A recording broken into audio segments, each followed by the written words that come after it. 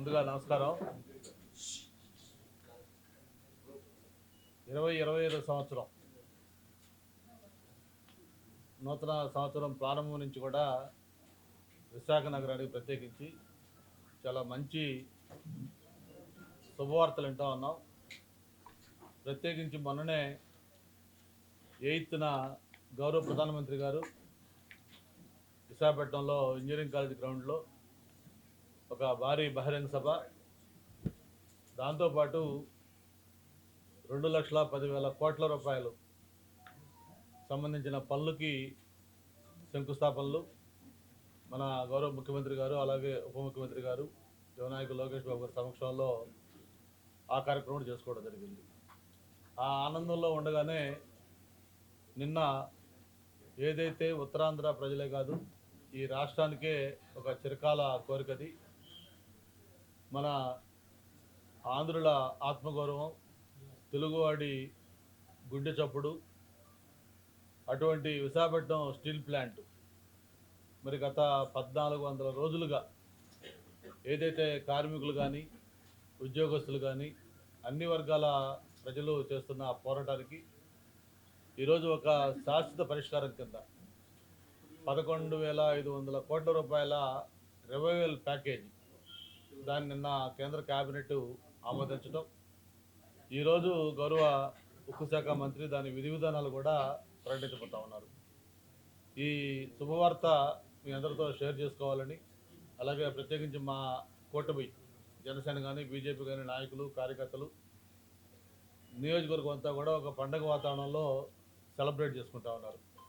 పెద్ద ఎత్తున మా నాయకులందరూ కూడా ఇక్కడికి వచ్చింది ఏంటంటే ఈ మంచి వార్తని సెలబ్రేట్ చేసుకోవాలి, అందరూ క్రాకర్స్ అయి కాల్చి ఈ ఆనందం పంచుకోవాలని ఉద్దేశంతో ఇక్కడ రావడం జరిగింది. మరి వచ్చిన వాళ్ళందరూ కూడా మనస్ఫూర్తిగా ధన్యవాదాలు తెలియజేసుకుంటూ, ఒక్కసారి విశాఖపట్నం స్టీల్ ప్లాంట్ మనందరం కూడా చూస్తూ ఉన్నాం. విశాఖపట్నం ముఖ చిత్రాన్ని మార్చిన పరిశ్రమది.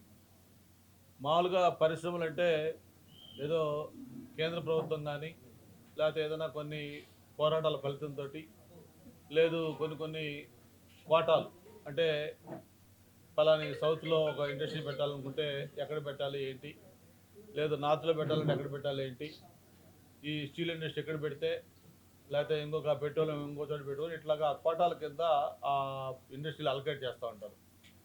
కానీ వీటన్నిటికంటే భిన్నమైన నేపథ్యంలో విశాఖపట్నం స్టీల్ ప్లాంట్ వరకు వచ్చింది. మామూలుగా ఏదైనా పరిశ్రమ వస్తూ ఉంటే ప్రజలు పొల్యూషనో, లేకపోతే అక్కడ వాళ్ళకి భూములు పోతాయనో, లేదు వేరే ఇబ్బందులు వస్తాయనో పరిశ్రమలకు వ్యతిరేకంగా పబ్లిక్ హియరింగ్లో కానీ, వాటికి వామపక్ష సంఘాలు కానీ, లేకపోతే ప్రజా సంఘాలు కానీ పోరాటాలు చేస్తాయి వ్యతిరేకంగా. అటువంటి దానికి భిన్నంగా ఈ స్టీల్ ప్లాంట్ మాకు కావాలి అని చెప్పి ప్రజలు పోరాటం చేసిన ఏకైక పరిశ్రమ విశాఖపట్నం స్టీల్ ప్లాంట్. రాజకీయాలకు అతీతంగా, పార్టీలకు అతీతంగా ఆ రోజు ఎంతోమంది ఎంపీలు సౌత్ ఇండియాలోనే, మన ఆంధ్ర రాష్ట్రమే కాదు, తమిళనాడు, కర్ణాటక సంబంధించిన, ఒరిస్సా సంబంధించిన ఎంపీలు కూడా ఆ రోజు విశాఖపట్నం స్టీల్ ప్లాంట్ కోసం రాజీనామాలు కూడా చేయడం జరిగింది. అంతేకాదు 32 మంది ప్రాణత్యాగం, మామూలుగా ఒకరిద్దరు కాదు, ఈ స్టీల్ ప్లాంట్ సాధన కోసం 32 మంది వ్యక్తులు వాళ్ళ అసూలు బాల్చారు. అటువంటి వాళ్ళ ప్రాణత్యాగంతో ఈ విశాఖపట్నం మనం సాధించుకోవడం జరిగింది. విశాఖపట్నం స్టీల్ ప్లాంట్ వచ్చిన తర్వాతనే విశాఖ నగరానికి కూడా ఉక్కు నగరంగా పేరు వచ్చింది. ఆ Visakhapatnam steel plant direct investment కానీ, దాని అనుబంధ పరిశ్రమలు యాన్సిలరీ ఇండస్ట్రీస్ పెరగ కానీ, ఉపాధి చూసుకుంటే లక్షలాది మంది విశాఖపట్నానికి తరలి రావడం జరిగింది. ఆ ఒక ఇండస్ట్రియల్ సిటీగా విశాఖపట్నానికి పేరు వచ్చింది కూడా విశాఖపట్నం స్టీల్ ప్లాంట్ ద్వారానే. అటువంటి విశాఖపట్నం స్టీల్ ప్లాంటు స్టార్టింగ్ నుంచి కూడా ఒక మంచి క్వాలిటీ స్టీల్, ప్రపంచంలోనే ఒక మంచి నాణ్యతకు పేరుగా విశాఖపట్నం స్టీల్ ప్లాంట్ ఎప్పుడు కూడా ముందుండేది. అటువంటి స్టీల్ ప్లాంటు అనేక ఒడిదుడుకులను కూడా ఫేస్ చేయడం జరిగింది. నేను 1999-2004 అప్పుడు పార్లమెంట్ సభ్యుడిగా ఉన్నప్పుడు గౌరవ వాజ్పేయి గారు ప్రధానమంత్రిగా ఉండారు. ఆ సమయంలో కూడా స్టీల్ ప్లాంట్ డిజిన్వెస్ట్మెంట్ ప్రపోజల్ వచ్చినప్పుడు అప్పుడు స్వర్గీయ ఎర్రమనాయుడు గారు మాకు పార్లమెంట్ పార్టీ లీడర్గా ఉన్నారు. ఎర్రమనాయుడు గారి నాయకత్వంలో చంద్రబాబు నాయుడు గారికి విషయం చెప్తే వెంటనే చంద్రబాబు నాయుడు గారు వాజ్పేయి గారితో మాట్లాడి మా ఎంపీల బృందం వస్తూ ఉన్నారు. వాళ్ళందరూ కూడా మీకు ఆ స్టీల్ ప్లాంట్ గురించి ఎక్స్ప్లెయిన్ చేస్తారు. దానికి మీరు హెల్ప్ చేయండి అని చెప్పని గౌరవ ముఖ్యమంత్రి గారు చంద్రబాబు నాయుడు గారు వాజ్పేయి గారితో మాట్లాడితే, ఆ రోజు మేము పార్లమెంట్ సభ్యులందరం కూడా విశాఖపట్నంలో అప్పుడు ఎంవీఎస్ మూర్తి గారు ఉన్నారు, అనకాపల్లి నుంచి నేను ఎంపీగా ఉన్నాను, అలాగే పార్లమెంట్ పార్టీ లీడర్గా ఎర్రవనాయుడు గారు ఉన్నారు. ఆ రోజు తెలుగుదేశం పార్టీకి లోక్సభలో 29 మంది ఎంపీలు ఉన్నాం, 13 మంది రాజ్యసభ సభ్యులు ఉన్నారు, మొత్తం 42 మంది ఎంపీలను కూడా ఆ రోజు వాజ్పేయి గారిని కలిసి చంద్రబాబు నాయుడు గారు కలవమన్నారు సార్ ఇట్లా స్టీల్ ప్లాంట్ గురించి. అంటే ఆయన వెంటనే నవ్వి చంద్రబాబు నాయుడు గారు మొత్తం అన్ని చెప్పారు, ఎట్టి పరిస్థితుల్లో కూడా స్టీల్ ప్లాంట్ డిజిన్వెస్ట్మెంట్ జరగదు అని హామీ ఇచ్చి ఆ రోజు దాన్ని డిఫర్ చేసిన విషయాన్ని కూడా ఈ సందర్భం గుర్తు చేస్తూ ఉన్నాం. ఆ తర్వాత అప్పటి నుంచి కూడా రకరకాల కారణాలు, దానికి ముడిసరుకు లేకపోవడం కావచ్చు, లేకపోతే వేరే ప్లాంటు అనేక క్రైసిస్ ఫేస్ చేయడం కావచ్చు, ఏది ఏమైనా కూడా స్టీల్ ప్లాంట్ అనేది సంక్షోభంలోకి వెళ్ళిపోయింది. ప్రతి సంవత్సరం కూడా ఏదో ఒక నెపం చెప్పడం, లేకపోతే దాన్ని ఏదో ఒక విధంగా ప్రైవేటైజ్ చేస్తూ ఉన్నాం, లేకపోతే అమ్మేస్తూ ఉన్నారు, లేకపోతే ఆల్రెడీ బీఏఫ్ఆర్కి వెళ్ళిపోయింది, లేదంటే ఆ డిజిన్వెస్ట్మెంట్ మినిస్ట్రీ దీని మీద డిసిషన్ తీసుకున్నారు, అలాని అదాని తీసుకుంటున్నారు, అంబానీ తీసుకుంటున్నారు, లేకపోతే మెటల్ తీసుకుంటున్నారు, ఇట్లా ఎవరో ఒకరు తీసుకుంటున్నారని చెప్పి ఎంతోమంది వచ్చిపోతున్నారని చెప్పి రకరకాల ఈ కూడా దీంట్లో వచ్చేసాయి. ఇది ఎప్పుడైతే స్టీల్ ప్లాంట్ ప్రైవేటైజేషన్కి వాళ్ళు నోటిఫికేషన్ అంతా ఇచ్చి మొత్తం ప్రాసెస్ స్టార్ట్ చేశారో, వెంటనే అప్రమత్తమైన యూనియన్స్ కానీ చంద్రబాబు నాయుడు గారు, పవన్ కళ్యాణ్ గారు, అలాగే భారతీయ జనతా పార్టీ నాయకులు అందరూ కూడా ఎప్పటికప్పుడు ఒక ప్రణాళికాబద్ధంగా అన్నీ చర్చించుకుంటూ, మరి ఈరోజు మనకి ఏదైనా సహాయం కావాలంటే కేంద్రంలో పెద్దన్న నరేంద్ర మోడీ గారి సపోర్ట్ కావాలి. మరి ఈ సందర్భంగా ప్రత్యేకంగా నరేంద్ర మోడీ గారికి కూడా కృతజ్ఞతలు తెలియజేయాలి. ఎందుకంటే ఆయన మొట్టమొదటి నుంచి కూడా విశాఖపట్నం అంటే ఒక ప్రత్యేకమైన అభిమానం, గౌరవం చూపించేవాళ్ళు. గతంలో హుదూద్ తుఫాన్ వచ్చినప్పుడు కూడా ప్రత్యేకంగా ఆయన విశాఖపట్నం వచ్చి చంద్రబాబు నాయుడు గారితో కలిపి విశాఖపట్నం అంతా కూడా పర్యటించి ఆ రోజు కూడా ఆయన ఒక భరోసా, నమ్మకం కల్పించిన విషయం మనకు గుర్తుంది.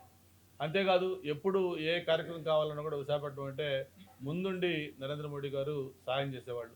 మరి మన రైల్వే జోన్ కావచ్చు, లేకపోతే మన శంకుస్థాపన చేసిన హైడ్రోజన్ ఇది కావచ్చు, లేకపోతే ఇతర ఇండస్ట్రియల్ క్లస్టర్స్ కావచ్చు, కారిడార్స్ కావచ్చు, నేషనల్ హైవేస్ కావచ్చు, రైల్వే ప్రాజెక్ట్స్ కావచ్చు, ఇట్లా ఏదైతే లక్షలాది కోట్ల రూపాయల ప్రాజెక్టులు ఉన్నాయో అవన్నీ కూడా మనం సపోర్ట్ చేసి మనకి ఇక్కడ విశాఖపట్నానికి ఇచ్చారు. ఇవన్నీ మనం ఇంకా ఆనందిస్తుండగానే మరి విశాఖపట్నం స్టీల్ ప్లాంట్ సంబంధించి ఈ తెలుగు ప్రజల యొక్క చిరకాల కోరిక ఈ ప్లాంటు కలకాలం కొనసాగాలనేది పబ్లిక్ దీంట్లోనే. అటువంటి దానికి సంబంధించి 11,500 కోట్ల రూపాయల ప్యాకేజీని నిన్న క్యాబినెట్ అప్రూవ్ చేయడం మరొక తీయని వార్త. మరి దీనికి శాంక్షన్ చేసిన నరేంద్ర మోడీ గారికి, వాళ్ళ క్యాబినెట్ కొలీగ్స్కి, ముఖ్యంగా ఇది సాకారం కావడానికి ప్రధాన కారణం ఏదైతే గౌరవ ముఖ్యమంత్రి చంద్రబాబు నాయుడు గారు, అలాగే ఉప ముఖ్యమంత్రి పవన్ కళ్యాణ్ గారు ఎప్పుడు ఢిల్లీకి వెళ్ళినా కూడా గతంలో జగన్మోహన్ రెడ్డి గారి లాగా వాళ్ళ వ్యక్తిగత కేసులో, లేకపోతే ఈడీకి సంబంధించిన ఇష్యూలో, లేకపోతే ఇతర ఇష్యూలో కాకుండా రాష్ట్రానికి సంబంధించిన పెండింగ్ ప్రాజెక్టులు, అభివృద్ధి కార్యక్రమాలు, సంక్షేమ కార్యక్రమాలకు అమలుకి ధన సహాయం, ఇటువంటికి సంబంధించి ఆయన ఎలాగైతే మాట్లాడుతున్నారో అందులో భాగంగానే విశాఖపట్నం స్టీల్ ప్లాంట్ అనేది కూడా ప్రతి ట్రిప్లో కూడా గౌరవ ముఖ్యమంత్రి గారు అజెండాలో ఫస్ట్ పెట్టుకునేవాళ్ళు. ఎప్పుడు వెళ్ళినా కూడా ప్రధానమంత్రి గారిని, స్టీల్ మినిస్టర్ గారిని, లేకపోతే ఇతర మంత్రులను కలిసి విశాఖపట్నం స్టీల్ ప్లాంట్ సంబంధించి ఏ విధంగా సహాయం చేయాలో అడుగుతుండేవాళ్ళు. అలాగే పవన్ కళ్యాణ్ గారు కూడా. మరి వీళ్ళందరి యొక్క కృషి ప్రయత్నంగా, మన ఎంపీల యొక్క పట్టుదల ప్రయత్నం కారణంగా ఈరోజు 11,500 కోట్ల రూపాయలు ప్యాకేజీ ఇవ్వడం జరిగింది. మరి మనం చూసాం, మన ప్రభుత్వం అధికారంలోకి వచ్చే సమయానికి దాదాపు 13 లక్షల కోట్ల రూపాయల అప్పుతోటి ఈ రాష్ట్రంలో మనకి పరిపాలన చేపట్టడం జరిగింది. మరి ఆ రోజు నుంచి కూడా ఎన్నికల సమయంలో ఇచ్చిన హామీలు అమలు చేయాల్సిన బాధ్యత ఒక పక్క ఉంది. అలాగే మరో పక్క అభివృద్ధి కార్యక్రమాలు చేయాలి. ఒక పక్క ఉద్యోగస్తులకు జీతాలు కూడా ఇవ్వలేని పరిస్థితుల నుంచి మరి ముఖ్యమంత్రి గారు తనకున్న అనుభవంతో అవన్నీ కూడా గాడిని పెట్టుకుంటూ పరిపాలన చక్కదిద్ది మళ్ళీ ఈరోజు ఏదైతే ఎన్నికల హామీలు ఇచ్చామో దాదాపు ప్రతి కార్యక్రమాన్ని కూడా ఒక పద్ధతి ప్రకారం అమలు చేసుకుంటూ వస్తున్న విషయం మనం చూస్తూ ఉన్నాం. ఆ రోజు మనం చెప్పాం పెన్షన్ల గురించి. పెన్షన్లు అందరూ అన్నారు 4,000 రూపాయలు పెన్షన్లు ఇస్తామంటే చాలామంది డౌట్ కూడా ఎక్స్ప్రెస్ చేశారు. మరి అటువంటిది ప్రభుత్వం వచ్చిన మొదటి నెలే 4,000 రూపాయలే కాకుండా గతంలో ఉన్న అరియర్స్ 3,000 కలిపి 7,000 రూపాయలు ఒకేసారి మొత్తం ఫస్ట్ నెలలోనే పెన్షన్లు ఇచ్చాం.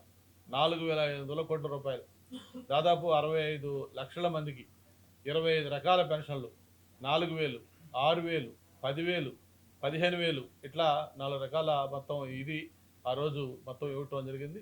అంతేకాకుండా అప్పట్లో వాలంటీర్స్ లేకపోతే పెన్షన్లు పంచలేము అని చెప్పి ఎలక్షన్ సమయంలో ఏ విధంగా వైఎస్ఆర్ ప్రభుత్వం ప్రజలను ఇబ్బందులకు గురి చేస్తే మనకు గుర్తుంది. అటువంటిది ప్రభుత్వం వచ్చిన వెంటనే వాలంటీర్స్ అనేవాళ్ళు లేకుండా ప్రభుత్వ ఉద్యోగులతోటే మొదటి రోజు ఉదయం 6 గంటలకు స్టార్ట్ చేస్తే సాయంత్రం 6 గంటలకల్లా 99% ఎక్కడ కూడా ఒక చిన్న అపశృతి లేకపోతే ఒక చిన్న అభ్యంతరం ఇబ్బందికరం లేకుండా చాలా సజావుగా ఈ పెన్షన్ల పంపిణీ కార్యక్రమం కంప్లీట్ చేయడం జరుగుతూ ఉంది. అలాగే ఆ రోజు అన్న క్యాంటీన్లు రివైవ్ చేస్తామని చెప్పిన మాట ప్రకారం ప్రభుత్వం వచ్చిన వెంటనే దాదాపు అర్బన్ ఏరియాలో ఉన్న అన్ని అన్న క్యాంటీన్లు కూడా ఓపెన్ చేయడం జరిగింది. మన భీమిలిలో కూడా 4 క్యాంటీన్లు ఓపెన్ చేసుకున్నాం. త్వరలోనే రూరల్ ఏరియాలో కూడా అన్న క్యాంటీన్లు ఓపెన్ కాబోతా ఉన్నాయి. అలాగే ఆ రోజు మహిళలకి ఉచితంగా గ్యాస్ సిలిండర్లు చెప్పాం. ఆ గ్యాస్ సిలిండర్లకు సంబంధించి కూడా మొన్న పండక్కి అందరికి కూడా నిర్ణయం తీసుకొని అవి ఇవ్వటం కూడా జరిగింది. మరి త్వరలోనే మహిళలకు బస్సుల్లో ఉచిత ప్రయాణం, దాని మీద ఆల్రెడీ ట్రాన్స్పోర్ట్ మినిస్టర్ గారితో పాటు కమిటీ ఎవరైతే ఉన్నారో వాళ్ళందరూ కూడా తెలంగాణ అలాగే కర్ణాటక రాష్ట్రాల్లో కూడా పర్యటించి దాన్ని స్టడీ చేసి విధి విధానాలు కూడా ఫైనలైజ్ చేశారు. త్వరలోనే బహుశా నెల 2 నెలల లోపే ఆ ఉచిత బస్సు ప్రయాణం కూడా అమలు కాబోతా ఉంది. దీంతోపాటు మరి ఏదైతే ఆ రోజు చెప్పామో మెగా డిఎస్సీ అని చెప్పని, ఆ మెగా డిఎస్సీ సంబంధించి కూడా 16,437 పోస్టులు, దాన్ని కూడా ఆ రోజు తొలి సంతకంగా ముఖ్యమంత్రి గారు పెట్టడం, దానికి ఆల్రెడీ ప్రాసెస్ కూడా స్టార్ట్ అవుతూ ఉంది. టెట్ అలాగే డిఎస్సి మొత్తం ఎగ్జామినేషన్ ఎలా పెట్టాలి ఏంటనే మీద త్వరలోనే అది కూడా రిక్రూట్మెంట్ మొత్తం కూడా చేసుకొని నెక్స్ట్ అకాడమిక్ ఇయర్కి వాళ్ళందరూ కూడా పోస్టింగ్ కాబోతా ఉన్నారు. వీటితో పాటు మిగతా తల్లికి ఏదైతే మనం స్కూల్లో చదువుకున్న పిల్లలకి ఇచ్చే ఆ అమౌంట్ కానీ అలాగే మిగతా రైతులకు సంబంధించినవి కానీ ఇవన్నీ కూడా వాటి విధి విధానాలు తయారవుతా ఉన్నాయి. నెక్స్ట్ అకాడమిక్ ఇయర్ కల్లా ఆ స్కూల్లో పిల్లలకి ఇచ్చే తల్లికి వందనంది ఏదైతే ఉందో దాన్ని కూడా చేసుకోబోతున్నాం అని చెప్పని ఇప్పటికే మనం ప్రభుత్వం తరఫున చెప్పడం జరిగింది.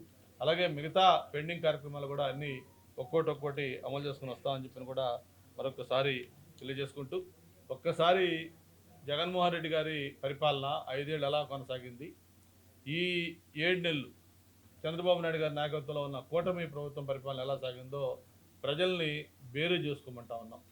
మరి ఆ 5 ఏళ్ళు కూడా అభివృద్ధి అనేది ఆనవాళ్ళు కనపడకుండా ఉంటే ఈ 7 నెలల్లో కూడా అభివృద్ధి అనేది ఎలా పరుగులు తీస్తుందో మనం చూస్తూ ఉన్నాం. మరి ఒక కొత్త ఈ పరిశ్రమలో కాదు, విశాఖపట్నానికి సంబంధించి ఈ సందర్భంగా ప్రత్యేకించి యువ నాయకులు లోకేష్ బాబు గారు కూడా అభినందించాలి.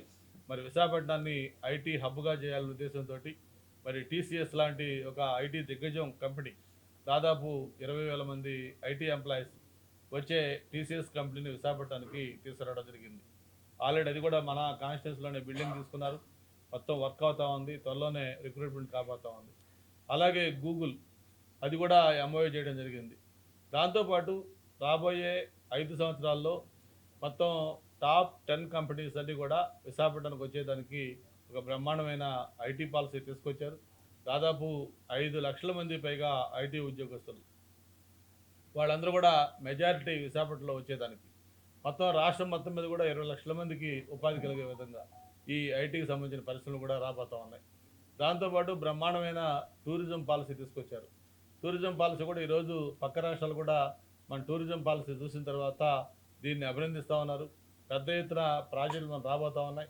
ఇప్పటికే మనకి 5 స్టార్ హోటల్స్ కానీ లేకపోతే పీపీపీ మోడల్లో ప్రాజెక్టులు కానీ ఇవన్నీ కూడా విశాఖపట్నంలో చాలా రాబోతూ ఉన్నాయి. ఇవన్నీ కూడా ఉపాధికి ఎంతో తోడ్పడతాయని చెప్పిన కూడా మరొకసారి తెలియజేసుకుంటూ, ఇది ఒక ప్రజా ప్రభుత్వం ఏర్పడింది, ప్రజల యొక్క ఆశలకి ఆకాంక్షలకు అనుగుణంగా అన్ని కార్యక్రమాలు చేస్తూ ఉన్నాం.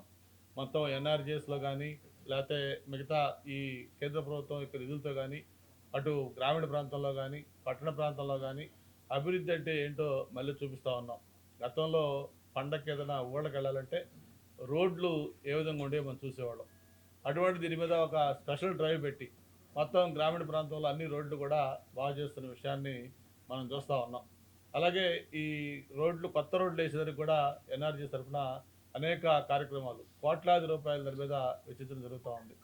ఇట్లాగా అన్ని కార్యక్రమాలు కూడా చేస్తున్నామని చెప్పి కూడా ఈ సందర్భంగా తెలియజేసుకుంటూ, మరొక్కసారి Visakhapatnam steel plant revival package 11,500 కోట్ల రూపాయలు ప్రకటించి మా విశాఖపట్నానికే కాదు ఈ తెలుగు రాష్ట్రం మొత్తం తెలుగు ప్రజలందరూ కూడా సంతోషపడి గర్వించే విధంగా ఈ ప్యాకేజ్ ఇచ్చినందుకు కేంద్రంలో ఉన్న ప్రధానమంత్రి నరేంద్ర మోడీ గారికి, వాళ్ళ క్యాబినెట్ కొలీగ్స్కి, అలాగే ఇది సాకారం కావడానికి ప్రధానంగా కారకులైన చంద్రబాబు నాయుడు గారు, పవన్ కళ్యాణ్ గారికి, దీనికి సహకరించిన ఎంపీలకి, ప్రతి ఒక్కరికి కూడా పేరు పేరున అభినందనలు తెలియజేసుకుంటూ, ఆ రోజు మేము చేసిన రాజీనామాకి ఈరోజు గర్వంగా మరి మేము కూడా దీంట్లో ఈ స్టీల్ ప్లాంట్ రివైవ్లో ఒక భాగమయ్యాం.